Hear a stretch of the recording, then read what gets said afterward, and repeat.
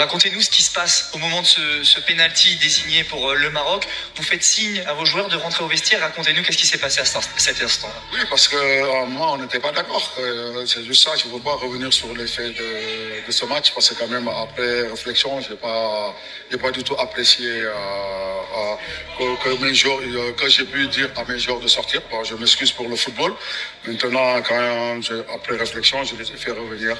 Maintenant, après, voilà, on sait ce qui se passe derrière. D'accord. Vous considérez donc que c'était un peu une erreur de demander à vos joueurs de sortir et après, vous les avez fait revenir sur le terrain? Bon, mais après, parfois, on peut réagir à chaud. Parce que quand même, on s'est dit que, voilà, ce pénalty, est-ce qu'il existait? Parce qu'avant, on marque un but, ça n'a pas été accordé. Mais maintenant, on accepte les erreurs de l'arbitre, ça peut arriver. Voilà, on n'aurait dit pas dû faire, mais voilà, mais c'était chose faite. Maintenant, on présente nos excuses pour le football. Très chers amis, je tiens à vous exprimer mes sincères vœux de prospérité à l'occasion de la fête de la Korité du mois sacré Ramadan 1447. On est exactement le vendredi 20 mars 2026.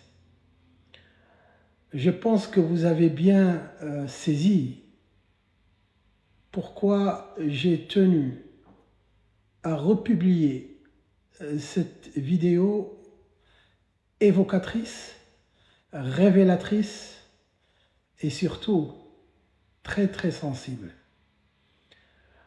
D'emblée, je tiens à dire que le journaliste qui a questionné le coach sénégalais Pape Diaw est d'une intelligence très particulière. Bien entendu, c'est la partie invisible de ce qu'on appelle le journalisme. Il a poussé le coach à confirmer les faits. Ces faits qu'il a voulu au début d'éviter. Et d'ailleurs, j'attire l'attention que ce sont ces faits que tous les Sénégalais aujourd'hui occultent et passent sous silence en voulant se défendre par rapport au verdict du jury d'appel de la Confédération africaine de football. Mais revenons à ces révélations, à ces déclarations à chaud. Vous remarquez que même le costume du coach est encore un peu délabré parce qu'il fêtait cette fameuse victoire du 18 janvier 2026.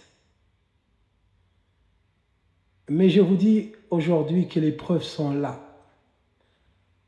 Parce que leur instigateur les a reconnus.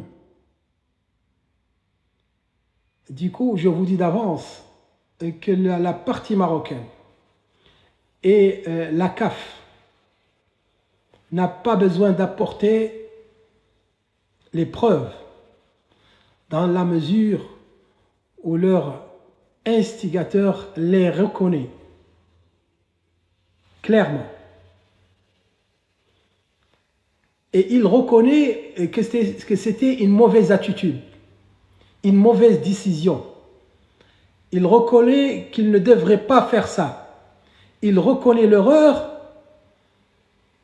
et il s'excuse. Je pense que aller au-delà, c'est chercher à vraiment cacher, la réalité tout simplement. Et les textes sont clairs. Tu arrêtes un match, tu ordonnes à tes joueurs de quitter la pelouse sans le consentement de l'arbitre. Et après avoir créé tous ces problèmes et occasionné des émeutes dans le stade et mis en péril toute une finale,